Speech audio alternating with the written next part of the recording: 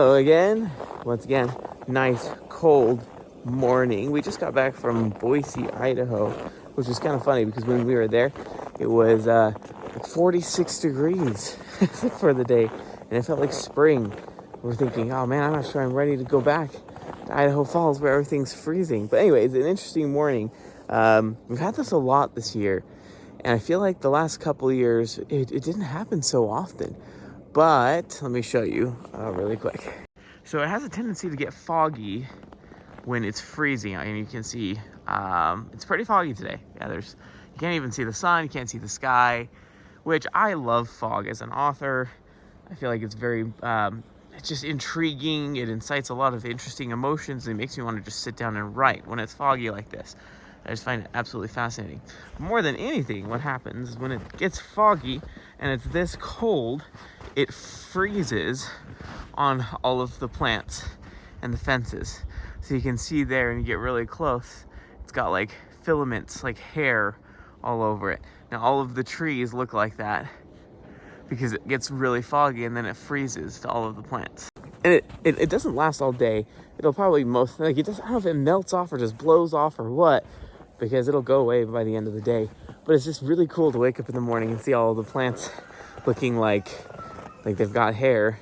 It's kind of like that storybook winter, a storybook Christmas type situation when all the plants look like that. So here's some more. You can see these are our raspberry plants that my wife pruned back a little bit last year.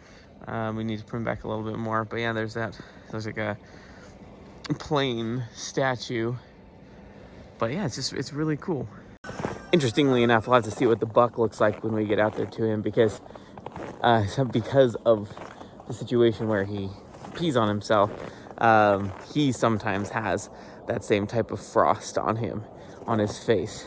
So we'll have to see what he looks like. But sorry, I just have to show one more thing.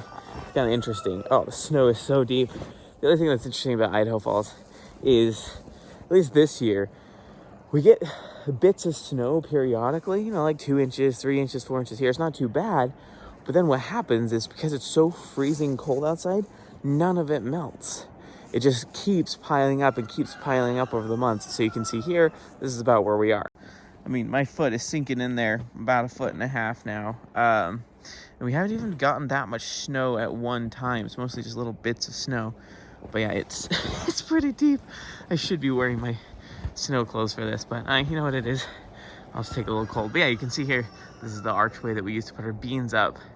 And it's just cool that it's covered in all that frost. Anyway, I'm having to walk out here without my cart. You can see I left it all the way back there because the cart broke somehow. It's normally what I use to pile everything in, the buckets of water, so that I only have to make one trip.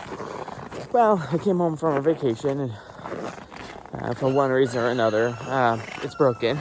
The people that were taking care of our animals, who knows what happened. I mean, it's not that big of a deal. I just have to figure out a way to either get the handle to stay on or nix the handle and build a different system. It was a nice cart. It is a nice cart, and I don't want to stop using it because of a broken handle. So we are going to grab the most magic thing that you can ever have on a farm, and that is baling twine. So I'm going to grab a little bit of baling twine. That stuff is wicked strong, and as you can see, we have a lot of it. This is from years of having bales of hay. As you can see here, they're all secured by this baling twine right there.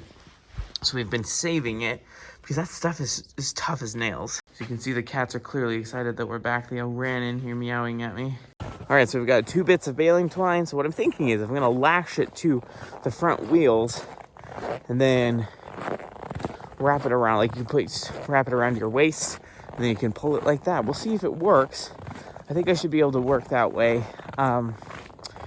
But yeah, I'll lash it together and I'll show you what I've gotten and see if I can make the system work, because the cart is really nice, and I don't weld. If I knew how to weld or then I could probably weld that piece back on, but I don't really have that capability yet. Maybe someday. There you can see one of our hydrants. That's how deep the snow is. That's normally like 3 or 4 feet, probably 4 feet high, and it's buried. Man, the biggest challenge about this is operating the camera without a glove. I can't feel my hand. It's numb out here. I think it feels like 2 degrees, which in hindsight isn't that bad, as long as you're protected. I don't even have to cover up my face. But when your hand is exposed, it gets pretty cold. Honestly, this is what you have to do when you live on a homestead, a hobby homestead.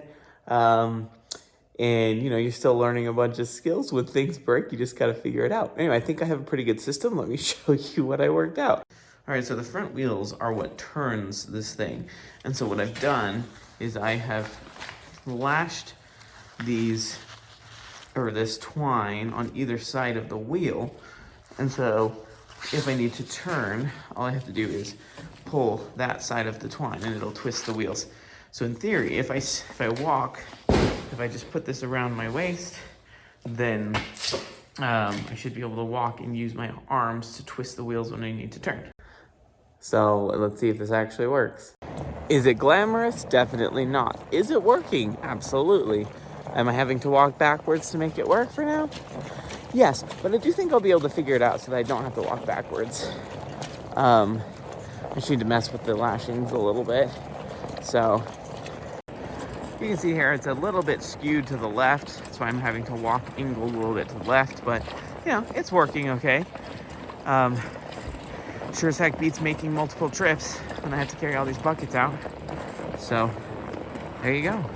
If there's anything I've learned as being a homesteader, is that your MacGyver skills are very important.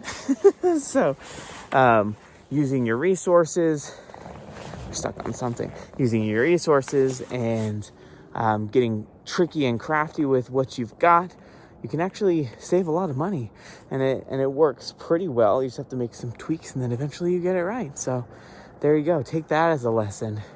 If you want a homestead, you'll learn how to tinker and fix things.